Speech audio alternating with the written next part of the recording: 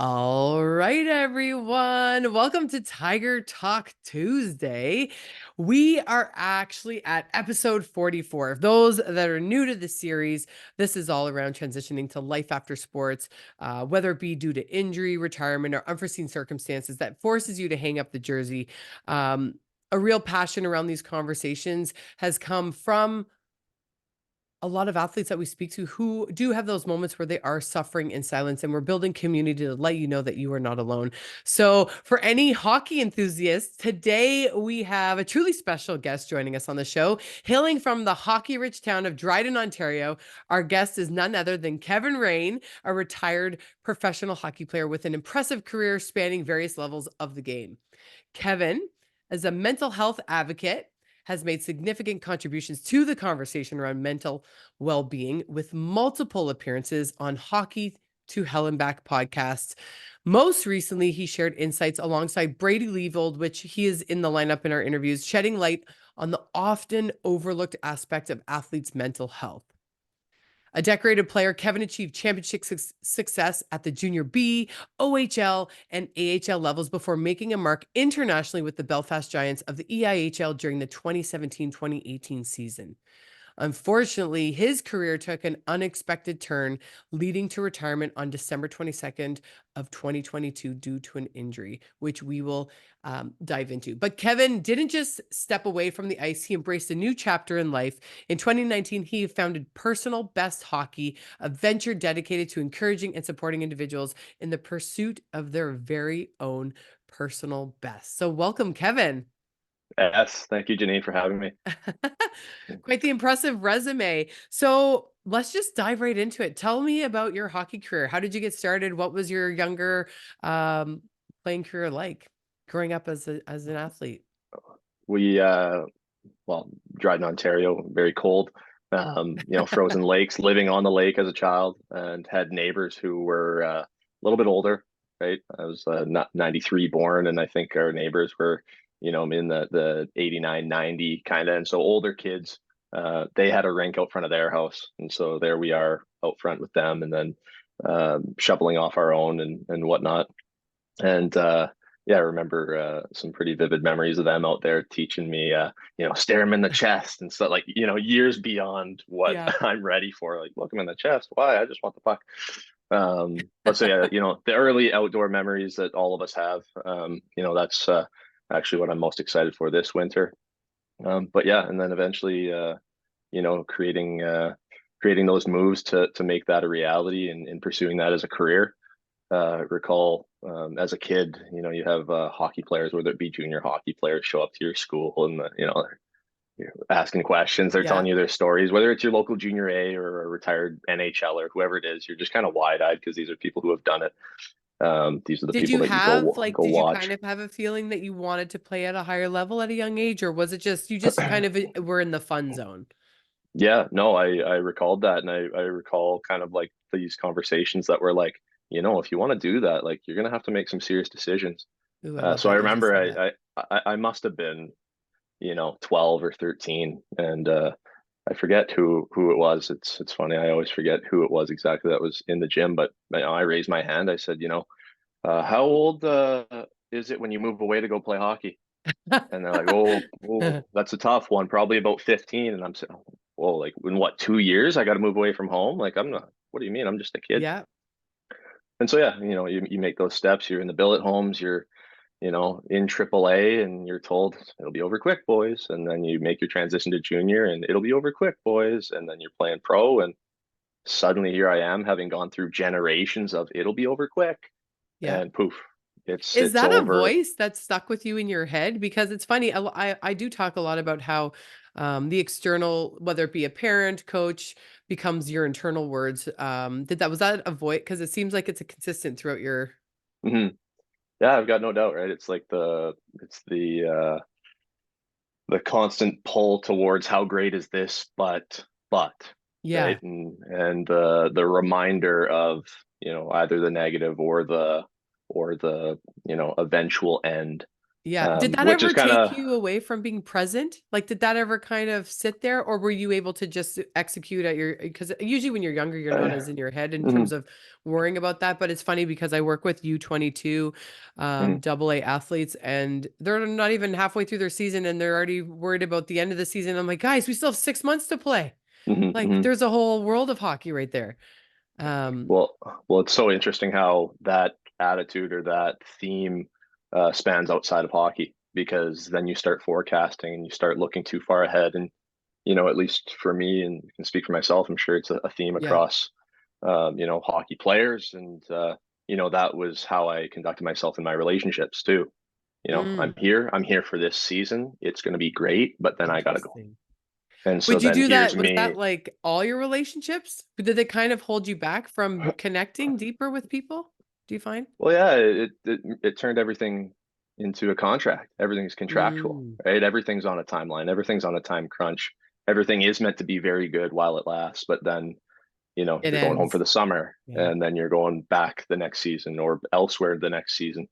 And so, I mean, you have played on many teams yourself. I've played on many teams myself, and it's kind of the case that maybe one or two teammates from every season you can keep up with, because I mean, poof, 10 years have passed and now that's suddenly 20 people as it is. And Yeah. so how do you keep up with or maintain meaningful relationships with an entire room for more than 1 year? Yeah. And the truth is that you can only do so much during your time that you're actually there. You might pick up a few really special people. Those are often like your roommates and Yeah.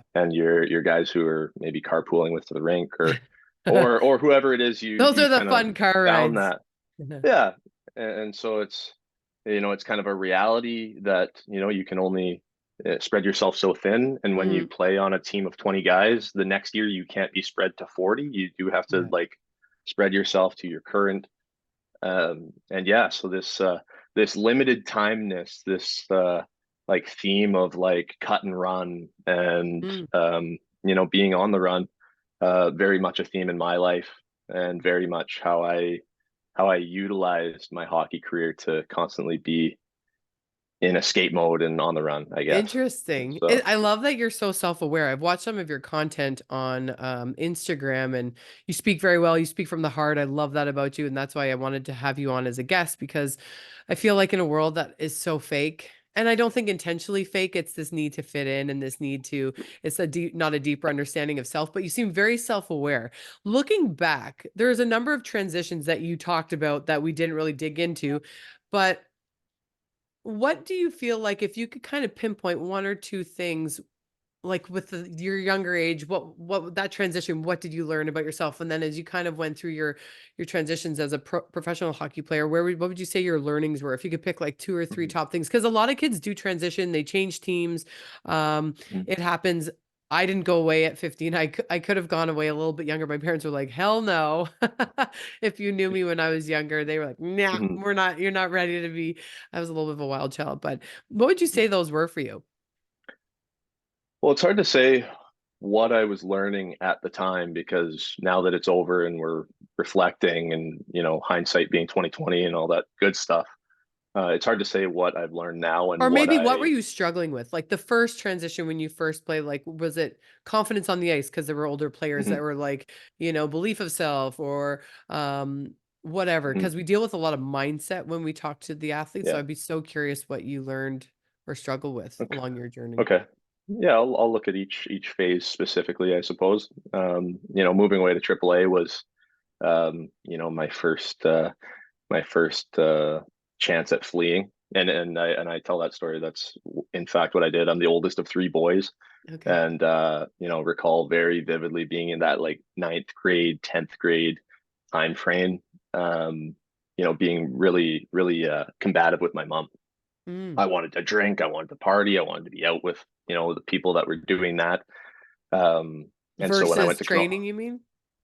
well, just like kind of being involved. It wasn't a this or that. It It was, was, the yeah. transition that is happening when you, enter high school, and that's like more relevant. I think it's in grade 9 when that stuff starts happening. I hope that For it's sure. not happening any sooner. Yeah. Um, but so really much battling it out with my parents for Mm. this freedom. They get to do that. Why don't I? And well, fine. I'm going to go to Kenora and I'm going to get to tear it up the way I want to. And then you find out that your billet parents are more strict than your parents at home. Oh, I love it. And, That was a and divine intervention for your mom and dad. yeah, and so then and then your priorities are a little bit more set, and you understand why. And there's nobody on your team who's out with the ability to run around either, and so you're not really kind of hungry for that anymore. Isn't it Um, amazing the power of your environment? the people around you, the like-mindedness, the goal-oriented, right? We're all in the same team going the same direction, and because of Yeah. that, now I'm not so convinced or needing to go astray. But so that strengthened the bond with my mom huge. That was a Yeah. real moment of that separation kind of created closeness in a way. But then moving beyond Kenora into call it junior, that missing of home because I didn't have to move very far to go play AAA. Yeah. Missing home, being in London, I went from Dryden to London and split time between the Knights and Jr.B. So I'm in a situation where I'm in a billet home and an amazing billet situation, but away from everyone, right? It's an inconvenience for guys to come get me, right? I'm annoying Mm. everyone every day for a ride. Oh no. It's got to the point where, you send a guy a mail, hey, can you give me a ride to school today? And they're like, oh, ask this guy. Ask this guy, ask this guy. You go through the whole list, you go through the whole roster. Nobody's close enough to conveniently pick me up on the way to go to school. So you felt like a little bit of an inconvenience. I'm an inconvenience. I'm not really fitting in. I'm spending time, on the Zoom calls back home. Did like the long distance like girlfriend thing at that time. Um, you know, um, and then yeah, just having a hard time connecting with my peers. I'm kind of the rookie, but I'm also not quite a rookie because I'm Mm. only practicing with the club and then playing my Jr.B time. Um, but so yeah, navigating the move, navigating the relationships you're trying to maintain from a distance, navigating the how you're going to fit in, how you're going to earn your keep, earn your respect when you're not really a contributing member of the team. And And so just kind of, how did you mentally deal with that? Because some people get well, angry, some people react, and I'm pretty sure you were about to say that. So sorry if I cut you off. yeah, yeah, no, angry, sad, confused. How did I handle it? That's something that we'll all say when we're talking about, handling our mental health. Are you handling it? Or are you like, going about drinking and, numbing and whatever it is you're doing? And Yeah. so, the booze was something that I think helped, at the time. And I don't like to use the word help, but it's like, how did you manage that? It's like, well, I Oh yeah. was I was going about in destructive ways to try to help that pain and help that confusion. And, of course, those opportunities to drink were the instances where I'd have an opportunity to connect with these people that I'm feeling disconnected from. Mm. And so this is the vehicle that it's like, okay, well, we're not like vibing at school, we're not vibing at the rink, but now we're getting together for some drinks and like, okay, this is a chance. It's funny how But we develop those personas for self-acceptance.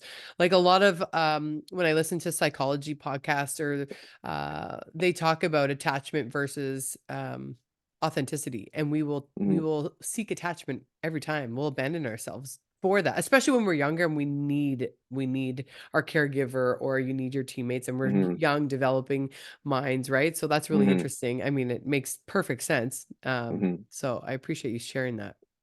Very much on the Gabor Mate vein. You hear we're striking, right? Yeah, what we're willing to do to fit in versus what we really need. And at the time, maybe not knowing exactly what we need. Yep. I don't think as a 16, 17-year-old kid, I would have announced myself as being sad, feeling disconnected, feeling No. like I don't get along with my peers. Um, I'd, and I don't recall the stories that were exactly being told, but painful time. And, Yeah. the parents are at home and your friends are at home and the people who you're looking to for that that love, that reassurance, that fitting in are all so far away. Yeah. Well, let's fast forward to the injury. Mm, What was it? What was your experience going through that? Because obviously my passion is around life after sports, being someone mhm, who played NCAA hockey as well in the National Women's Hockey League. My transition happen later? Because I jumped into a few things before really feeling that disconnect. Definitely went through that like loss of self and training, and because you have so much structure. But what was that experience like for you? Yeah, it was a tough one. I think I was like half braced for it. It's kind of like the retirement and that whole process is a punch in the face, regardless of how ready for it. You're still getting punched in the face, Yeah. and so there was a sense of being ready for it and being ready to accept it. That was only part right. It was Yeah. something that I was working towards while I was playing, but not something that I could have been totally ready for. But yeah, injury occurs. I got a puck in the face that saw me go down pretty hard, and resulted in concussion.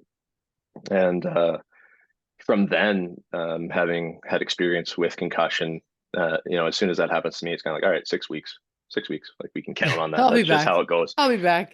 That's how it goes. And so it was, 6 weeks, 7 weeks, 8, 9. Okay.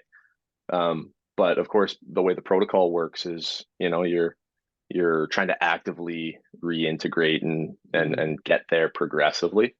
And so I was in a case where I'm flying around practice. I'm in shape. I'm working on, my skills, my whatever else, because I'm also scared. I don't want to get hit, right? Like I would invite that. Yeah, I I was can only very imagine how you'd feel uh, playing after that. yeah, I was very much the player who, if I had the puck and somebody was coming to hit me, I'd like abandon the idea of the puck and try to hit them back.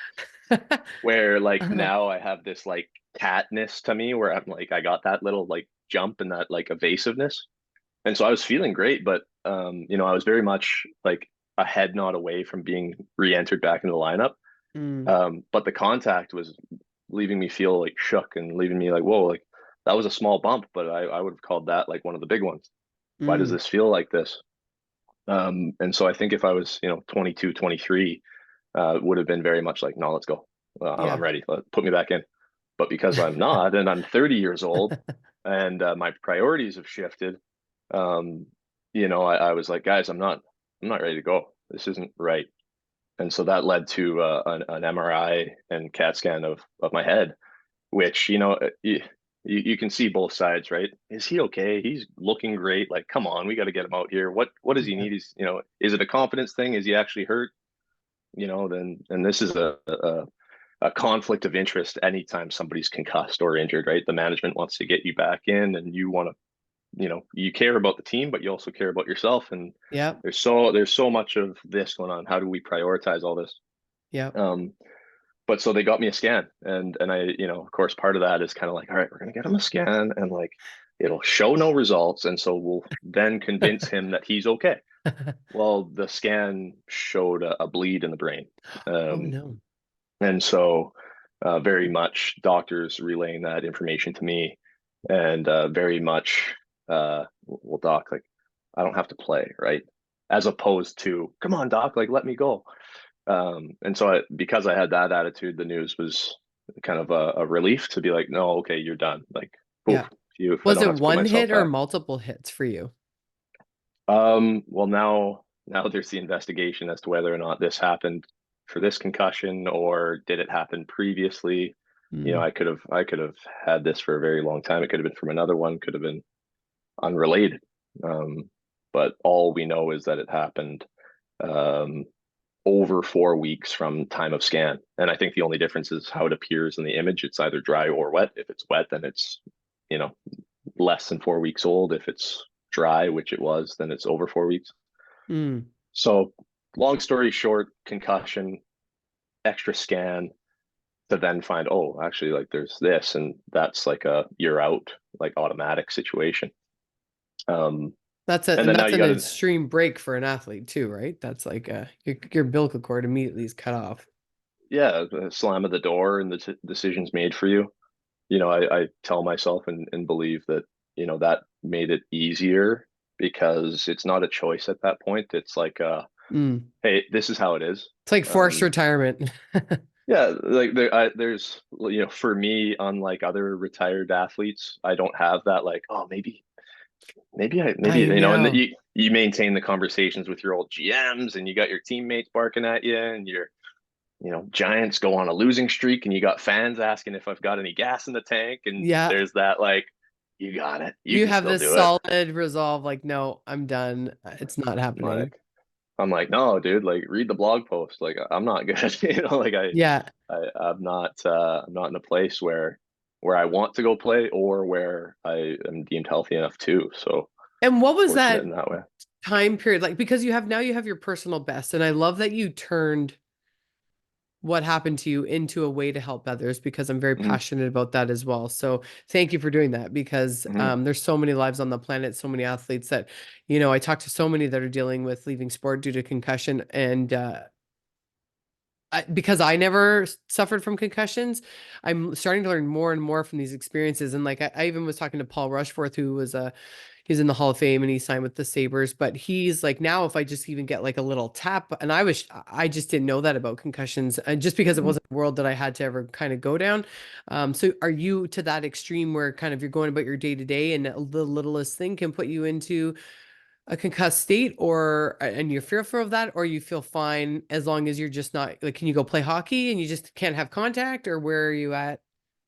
Yeah, no, I mean, I've had many invitations to play, whether it's in charity games or whatnot, and I'm unwilling to go participate in that Just for because of the long term of your life. And the long term is the only thing that matters at the minute. I confirmed another scan this morning. This is something that's transitioned from the doctors over in Belfast to the Canadian doctors here.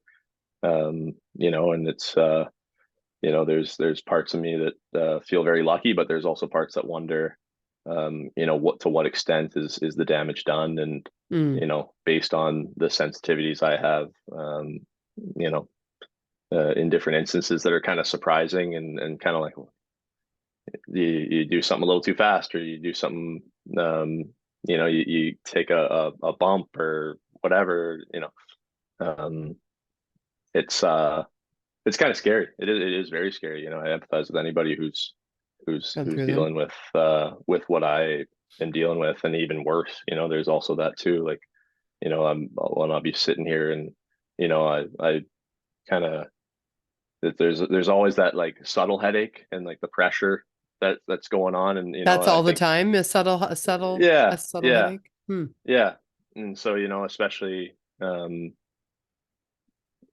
yeah, it's scary. You wonder um like what the future holds with that, and I watch hockey now, and I'm watching it totally differently. I'm like, what the fuck are these guys doing out here?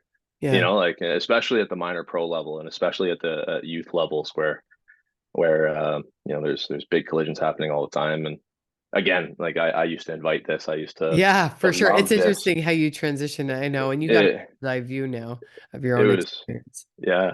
It was my entire thing, my entire role, the thing I took pride in. I didn't score the goals, I made the hits, and now I'm watching guys do it even at a Yeah. lesser impact, and I'm like, oh man, like Yeah. Well, I love that you game shared that, game because is that game. would have been an identity for you. Mhm. So, did you have an identity crisis a little bit after playing, in terms of, the role that you played? Who am I if I'm not that guy? Mhm. Um, and what's next? Like, what was that period? I know some people, sometimes it'll be a few years of rediscovering until you got started your personal best, or had you started thinking about this before you decided to leave Mhm. sport? What was your journey like? Yeah, well, I think when you play hockey, you get to be this persona, you get to be this thing, and it's this thing that you would have pedestaled before you became it. And so now that you've become it, you yourself are pedestaled, and that's like, call it our entitlement. Mm-hmm.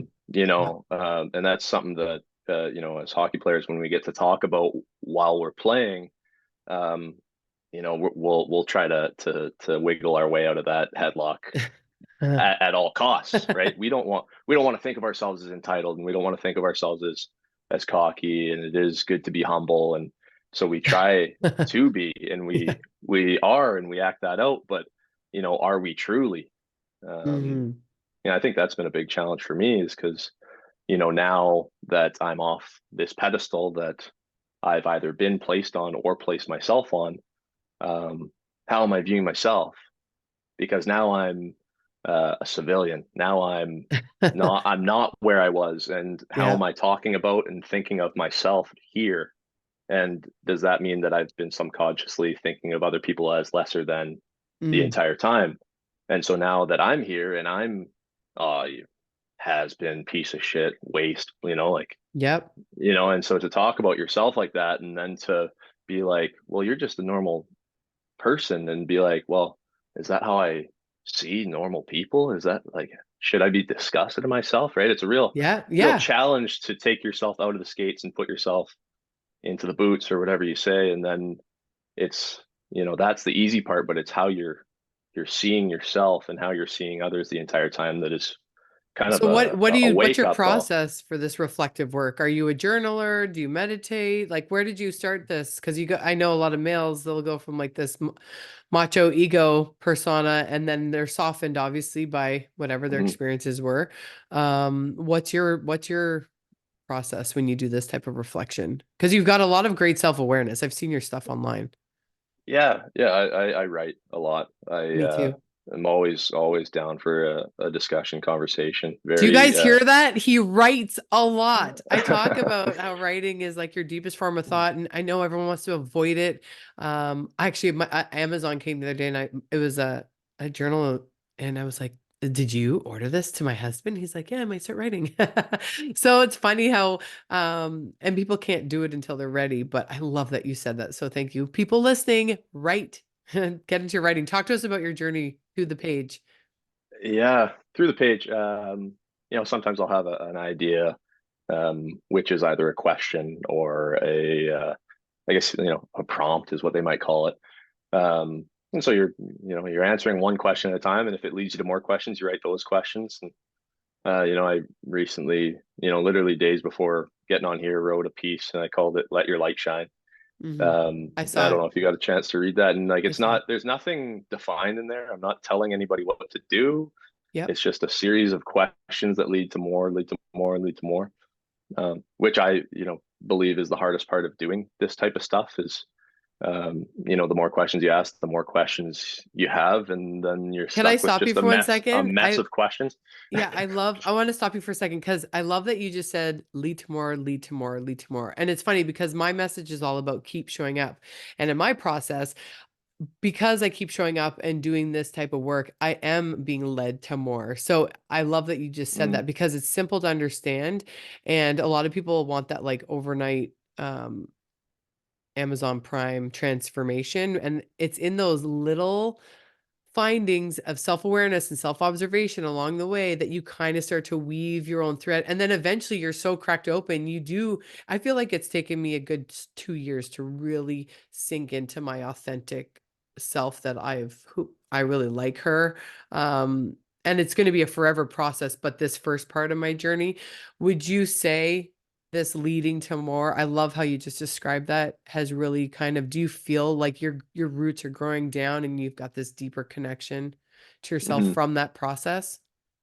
Yeah, there's still um, the constant verses of like certainty and unknown. Yep. And so when you're asking all these questions, you're taking yourself from maybe these like really strong rooted, like, this is the Mm, way it is, and this is how I yeah. am, and this is what I believe. And Yep. you start asking a bunch of questions, and now you're like, whoa, so that challenges this belief and this thought and that thing that I used to think. And now, um, I wind up asking questions where more than one thing exists or more than one truth exists in a situation. And so you're Or like, it you really, challenges your environment's belief, and then the fear of like, Mhm, you realize you've been doing something for so long because someone told you who you were or what to believe, right? And then you're like, well, but I mhm, actually don't think that way, or I don't believe in that. Isn't yeah, it's a very interesting process. mhm. But so you're finding out parts of yourself. You're realizing that you might land on one answer on one day and one answer on the next, and that you actually, in fact, believe both. But now you have to challenge how you're going to condone and conduct yourself and who you Hmm. want to be. Yep. Realizing that, um, I am a spectrum of a person. I can be this person on one day. I can be, snot nosy and bitter and angry and Yep. fuck you and your thought. Yeah. Or I can be, open minded to say, um, this is what I believe. This is maybe the actual truth, or I mean, these are such complex things to discuss. But I mean, when ultimately I have a decision how I'm going to treat you and I come across you, and that is heavily Yeah. determined by my own state. Well, if I'm going to treat you poorly when I'm feeling poorly, well, then it's on me to probably make sure that I'm not feeling so poorly so So that I can when show you up feel best. poorly, how do you pattern interrupt? Because a lot of times we hear these great conversations, but I want the listeners to be able to walk away with something like, Mm, oh, I can implement, because I catch myself too. And it's like, I do yeah. this work. I do public speaking on this. It's in my Mm, playbook. Like mm, teaching other athletes about self-awareness and while I'm along my own self-aware journey, which is fine because you don't have to, no one's a master. I do believe we're always learning. When you're having one of those days, do you have a set of tools that you lean on to reframe your mind or to just distract yourself or sorry, change the scenario or change your energy state? What do you do when you're in that headspace? Or do you sit and yeah. just allow it to pass? Well, I mean, there's again, we're talking again about, well, are we handling with it? Are we waiting it out? Are we, there's definitely instances where like, I recently went through a depressive episode, 2 weeks ago maybe, Yep. where kind of like apathy kicked in, and now quite literally my body's shutting down. And my whole tendency is like avoid, run, Mhm. run, right? Like that's me. Yep. And so, well, what did that look like at the time? Well, in three back-to-back nights, it was like an 11-hour sleep, a 12, and then a 16. Mm. And you can like get up and be like, oh, well, I guess I needed that. It's like, dude, it's because you're literally shutting down to the point of like fuck Yep. everything. Yep. That's a hard place to find your way out of actively. Hmm. It's a place that you can not sink so low to get to before you kind of decide or make these changes to not do it. Oftentimes for me, it's things that are left unspoken. It's many little things versus one big thing. It's carrying the weight of all these different scenarios and not voicing them or properly, teaming up with those around me to um, just be heard, be seen, and then maybe make these changes that are disruptive or disrupting me at the time. Um, and yeah, many times it's a case of these conversations going forward with, say, like my support system or my girlfriend to say, I'm telling myself this, and in doing that, I think this, and I'm worried about this, and these are my fears here, and this guy said this to me, and that has me questioning my worth here, and it's an accumulation of the inability to dodge the things that are kind of coming at you in a day to day anyway, right? Things are coming at you, and you're putting yourself in front of them, and you're taking every passing thing, Yep. and so that adds up. You take enough Yep. shots, and you're really weighed down. You're on the mat, so to speak. Um, but so yeah, what do you do when you actively try to get out? It's like, well, the you know, I want to speak. I want to be curious. We were talking off camera or prior to hitting record here, the idea of being interested and therefore interesting. Hmm. And so if my girlfriend comes across me and she's asking me questions, I'm typically interested. I'm typically excited to share with her how my day went. We spend 2 hours apart and we find a way to talk about it for 3 hours. It's like Yep. that's what is expected of me. So if it's not that she expects it, it's just that's what is typical or what is normal for me. Yep. But if then after some time apart, she's asking me questions about how I'm doing, how it went, how things were, oh yeah, it's fine. Like, okay, where'd you go? Where are you going? What's going on for you? Yeah. Um, and so yeah, I mean, It's when all I write, self-awareness, right? yeah, when I write, I get to uh, just vomit this shit that is going on for me. Once I write it, I get to clarify it. Once I clarify it, I get to speak it. Once I get to speak it, I get to receive potential reassurance, which I know is there for me in my relationships. I know a lot of people are fearful of not getting that and worry about how they're going to be received once they do Hmm. share what's going on with them. Very much have learned to um, speak in I statements. rather than I feel this way when you do this. yeah, that this is you're right. You adopt this responsibility for what is happening rather Yep. than being like, you fucking did this and you Hmm. make me feel, and every time you, and right now you Yep. defense versus defense, aggression and versus aggression, and nothing happens, nothing gets done. No. We've had to Um, navigate that myself with my husband. Our code word is calm your passion. Our words, like we both are quite intense and have big energy, so it can either be love hard or fight hard, but it's our calm your passion is kind of our little phrase, and it makes us both kind of burst out laughing, and we're like, okay, we're definitely in a heated discussion right now. Let's yeah. bring the octane down just a little so we can actually hear what each other are trying to say. So I get that. Um Mhm. when did you, for personal best, what was your inspiration for that? When did that come about? Mhm. Had you thought about this along your journey or? So personal best actually started in 2019, and so it was kind of there was some nice crossover between my playing time and when this started. It started as a means of growing the game of ice hockey in Northern Ireland. Long story short, the entire island of Ireland has two ice rinks in it, and it's the one that the Giants play out of, as well as like a community center. Okay. And so you've got the Giants selling out 5,000 a night, but then you've got this rink that is, I think at the time of trying to do personal best hockey, they had like 56 hours of public skating per week, right? Oh, So wow. this is just, it's just the whole rink all the time is just schools of fish like following each other, right? It's just a, and so it's like, how do we free up some public skate time for some hockey time, and like let's make that happen. It didn't. I had to pivot, and then COVID hit, and so then in COVID, everyone experienced that in a little bit differently than each other. And Hmm. for me, it was an instance of seeing so many people around me struggling. People who I thought were very strong are very strong, but Yep. when delivered with such a shit sandwich, kind of struggle to cope and struggle to you know.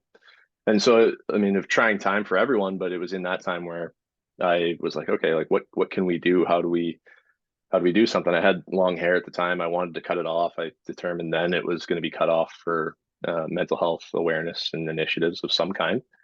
But the haircut wasn't quite enough for me. I was like, well, I mean, it's one thing to show up and be all, yeah, You're I not cut my hair. Fabio anymore. I cut my hair. I did it for this, and we raised this much money. Done. I And was now like, you're that done. doesn't make sense. Like I've You not know joined what? any You just conversation. That's an athlete thing. Honestly, the checkbox of accomplishments, I really feel like I relate to that type of like you do it and then you get the external validation is coming in, so that athlete really thrives off it, but then it's done. And as soon as you Mm-hmm. accomplished it, you did it, then you're left like, but there's got to be more. And it's interesting that you're kind of Mm-hmm. sharing this. Go Mm-hmm. on. But so that was something that was decided ahead of time. I was like, okay, I'm gonna do this haircut, but in the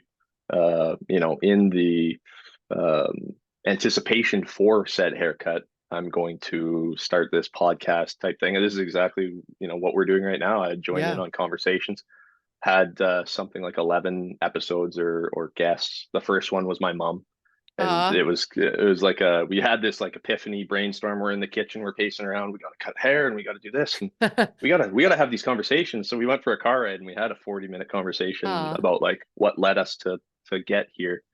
But yeah, that was 11 episodes, and it was ex-teammates, current teammates, my mom, mental health professionals, and then people who like kind of raised their hand, right? Like, hey, like I see what you're doing, like I want to be involved. Yeah, let's do it. Like, and so next thing you know, you've got these episodes going, your podcast thing, whatever I wanted to call it, video Let's series. talk about your mom. I want to hear more about your mom and your journey, because I feel like a lot of the times we talk to the athlete and it's their own transition, and obviously you got to go to, but there's always some have a support network, some don't. But you mentioned your mom a lot. What has she meant to you along your journey? Because you bring her up a lot. Yeah, I mean, both my parents mean a lot and have been so supportive. And uh, my mom, um, I talked about in like the early days of AAA, us being kind of disconnected and then us connecting. Of course, how do we do that? Will it be via phone conversation Yeah. and discussion, right? And so she's always been there throughout my time to get on the phone too and just talk and share ideas. And tell her about what's going on at the time. And So kind of like your emotional sounding board as a younger athlete, like you were really able to kind of yeah, express that to her, or yeah, I think so. Always had a pulse on and knew what was going on for me wherever I was, right? she Uh, knew how the, her the baby boy was feeling. the highs and the lows, right? Yeah, Um, it's good. and yeah, no, she's very, special to me. I love her to bits, and for her to be there and be willing to, you know, because again, not everyone's willing to jump on in this conversation No. or even in passing to jump in on these conversations. And so for her in that instant to um kind of be that person to be like, yeah, yeah, whatever. Like, tell me what we're doing. Yeah, we're in. I And so love it. for me to have this wild brainstorm of ideas, her to encourage that, and then her to be there to jump in the car at a moment's notice right then and there I love it. to set up a GoPro on the dash and like be like, we get in, we pull out of the driveway, and it's like, we got a lot of things to talk about here. Like, there's a lot going on. I am stressed. And then we just, unpack and whatever. I And, love there it. was no plan, there was no direction for it. There was just get in the car, go for a ride. Car rides are great too, because and this is, I think, something I saw Is or that read where that it's, personal best was birthed from this conversation with your mom? well, no, it was birthed prior, but in different way, Got it. and then it adopted a different goal, and it's transitioned and Of course, transformed almost as much as I have, right? It's just kind of like it does. Yep. squirrel, squirrel, squirrel, squirrel. It's like constantly doing this. Yep. Um, I but can yeah, relate to that. it was right there where the aspect of mental health, mental well-being, Mm. that's where personal best, I would say, was born, because personal best hockey was the first idea to it. Whether you want to, what was the line? It was like, whether you want to try, learn, or excel at ice hockey, like, come with me, come play. And it's like, well, that's the spectrum, right? That's what that's meant to like encompass. Yep. But then it's like, well, let's get rid of the hockey. Let's go personal best. And now we're not boxed to sport. We're encouraging this of everyone. And so Yep. what's your target audience? Everyone, right? Okay, yeah. Like, that's Yeah. that's another issue with What it. would But you it's like, say you come across the most? Like when you're doing your talks or you're being what is the number one thing that you find people are really in need of from your experience and what you've went with your practice? I think they just want to see or hear that what they are experiencing is normal, uh and You're human. they're Mhm. human, and it's accepted, and it's okay, and it's, we don't know what people are experiencing. We don't know what they feel their support system is, or what it truly is. Mm. I think there's a lot of people who have untapped support systems because they don't know just how supportive people can be. Mhm. And I also, sad but true, I think that there's people who might not have the people around them. And because if you are in a household where uh, you know, that's what are you worried about that for? It's Yeah. like, we Get might over it. have, Suck it yeah, up. yeah, we don't, and so how Different do you, generations too deal with different things differently, right? We're much more open yeah, generation. yeah. So how do you bring people together when that's the attitudes and that's the whatever? And so emphasizing that, yeah, people are sensitive. I'm sensitive. Mhm. I am not exactly tough in the ways that um, you know, guys might expect toughness to look Like a like. like You an know what I alpha mean? male presence Yeah, type thing.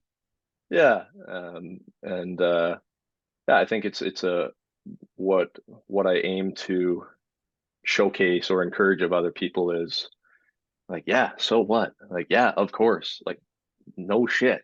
Mhm. Oh, so you like missed your family while you're away from them? No shit. Yeah, you lost your identity when you stopped playing hockey? Like, of course you did. Like, you Yeah. totally were uprooted and are now forced to like get a new career and realize you're not Superman and Yep. be okay with that. Like, well, no shit. And so this, of course, no kidding. Tell me Mhm. more. Mhm. Hit me up in the DMs, right? Like this place where people are like, wow, I feel like seen, heard, understood.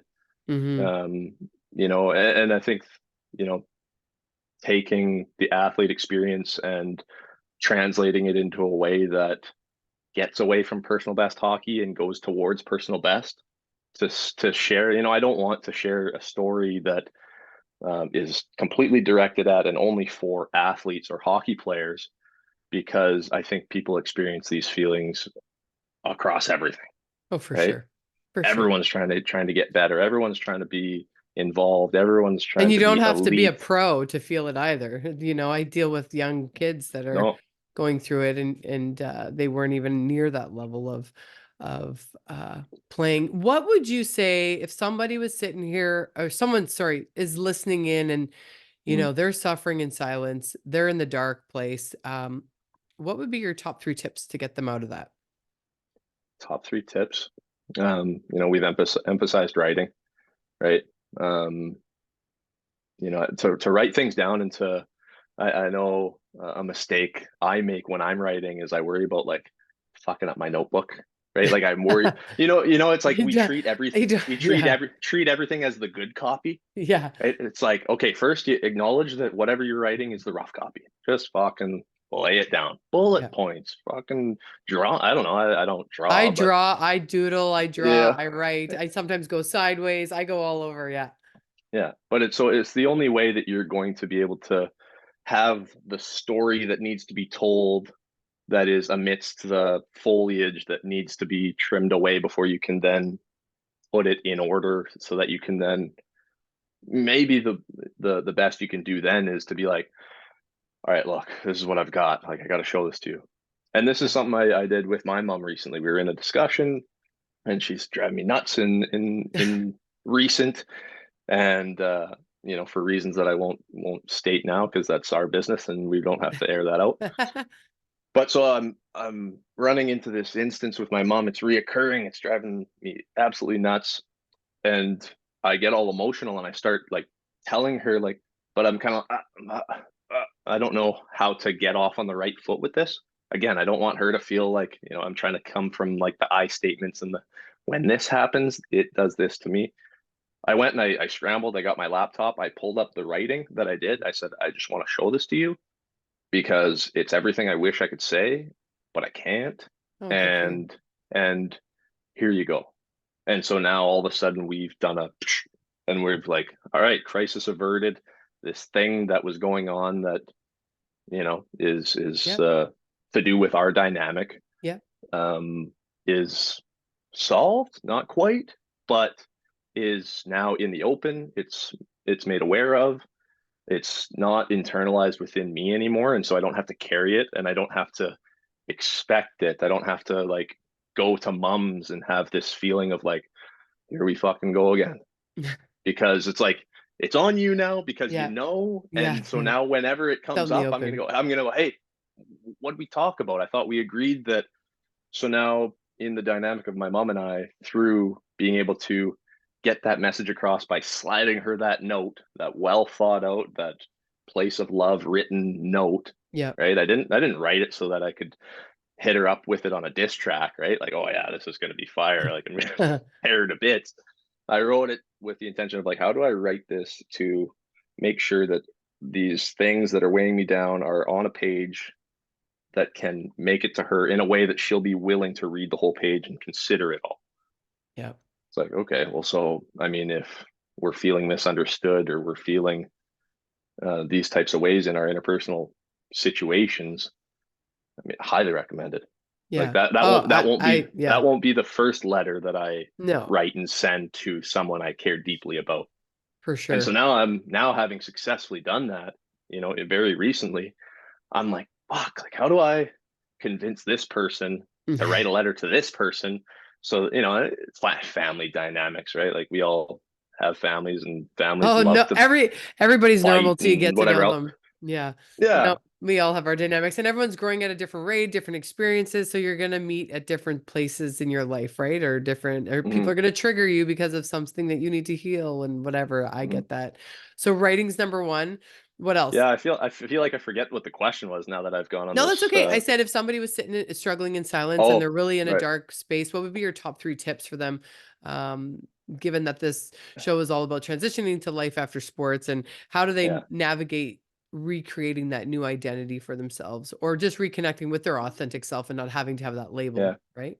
yeah, yeah. No, writing. I mean, writing gets everything out there, and All it three makes it answers: makes it writing, makes it writing, and not slip. writing. I just have to cement that in people.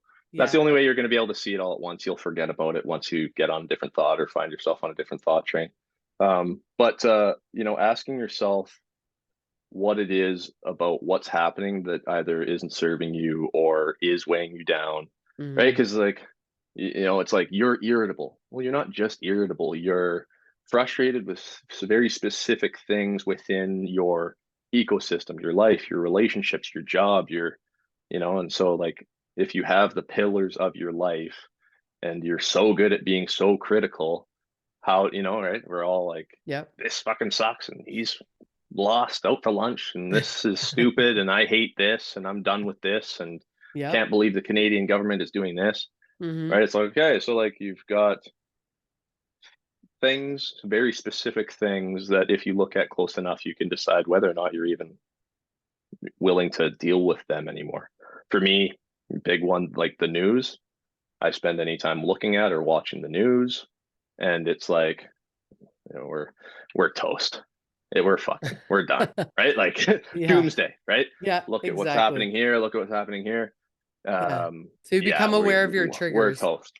So you become aware of what automatically places you in a negative frame of mind, right? I get up, I don't look at the news. I'm excited for my day. I'm excited to Mhm. speak to you. I'm Yep. excited to get at whatever other tasks I'm doing. What are the roadblocks in the way? Where do I get in my own way? Right? Mhm. Eh, so now here I am in this. What are other ways to do it? And it's all questions. Yep. What is bothering you? What do you need to do? What is holding you back?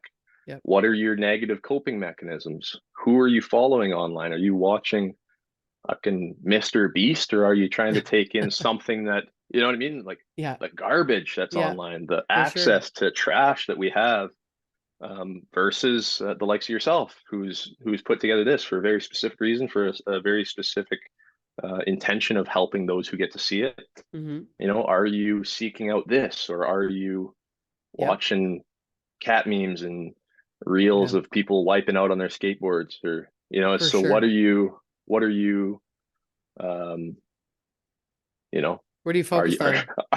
are Mhm. you getting water and sunlight, or are you in the dark and Yep. thirsty as fuck? You know what I mean? Like Yeah. we Yep. need some sunlight, we need some water. Make sure that you're actually feeding water and sunlight, or otherwise you you know you know where you wind up when you're not feeding yourself, when you're not accessing appropriate things, and your Yep.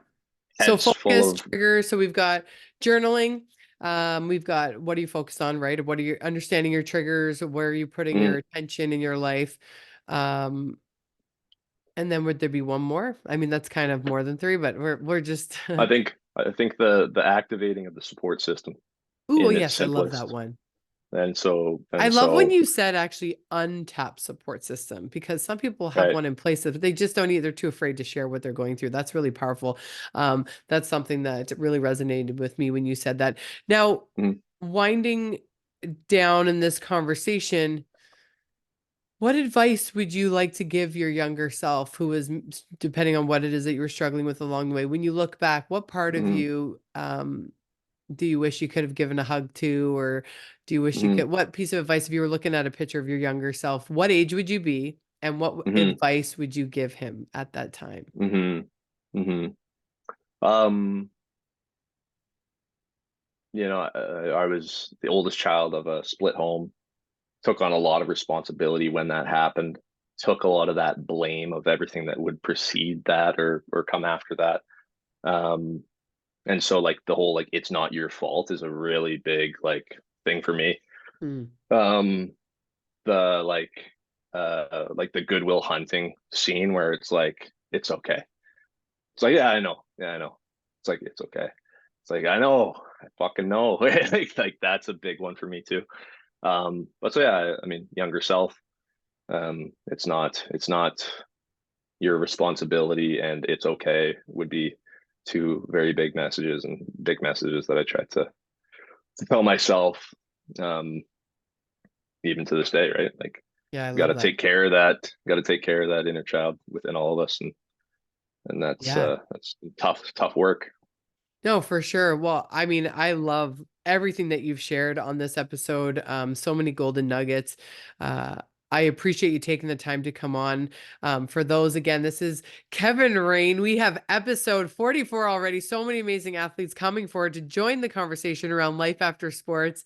Um, and if you are someone who's suffering in silence, I mean, Kevin said it best, journal, lean into your support system. And if you don't feel like you have one, we are a community here. Feel free to reach out to any one of us to help support you. And obviously, understanding your triggers or what's setting you off and where your focus is at. So it's been an absolute pleasure having you on. I'm so grateful that you came to join the discussion.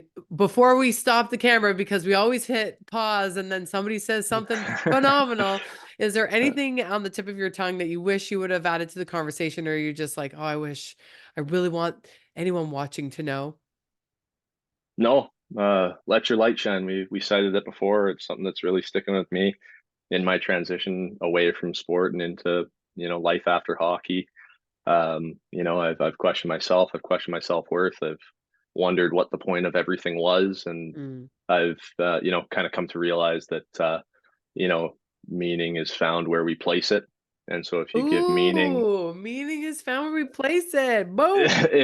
if you Yeah, give exactly. meaning to meaningful things, then you'll be fulfilled. But I love that. if you don't place meaning, or you know it's a slippery slope. I just watched a film. People have to go watch this movie. It's Everything Everywhere All at Once. Have you seen this? No. Phenomenal film. Unbelievable. I watched it like days after this like very low period that I had. Of course, the low period. Everything, Uh, everywhere, all at once. Is that what it's called? yeah, won like I- seven Is this like awards for like Netflix or best. what's it on? I think you can watch it on Netflix. I think that's Okay. where I watched it. But yeah, I think it just speaks to how overwhelming things can be, and Mm. um, how when things become so overwhelming, our way of dealing with that is to just deem everything meaningless. Mm. And despite how good things are, our attitudes towards everything we do is what matters most. The person who has it all figured out could very well be suffering because maybe they don't think that this greatness that they've achieved is good enough, and it's You all for see that nothing. And all the time. Behind closed doors is a whole other story than yeah. what people perceive, for sure. hmm And there's the other opposite side where, somebody we might deem not having it figured out, might be that optimistic person who is so excited for what's next rather Yeah. than bitching about where they're at. Yeah. Then, fuck, I watched that movie and I was like, holy shit, like this movie is what happened 3 days ago. It's the Wow. trap I fell. It represents the trap I fell into 3 days ago, and it represents the trap that I just escaped. And so now that I've, had this perspective, hopefully I avoid that place Yeah. more and more. You should But write about it because you're going to be teaching this to other people the more and more you speak. So I love it. Well, so much great advice. You guys heard it best from Kevin Raine. Episode 44, Transitioning to Life After Sports. This is for Tiger Talk Tuesday. And thank you so much for being a part of the conversation. thank you so much for having me. You bet.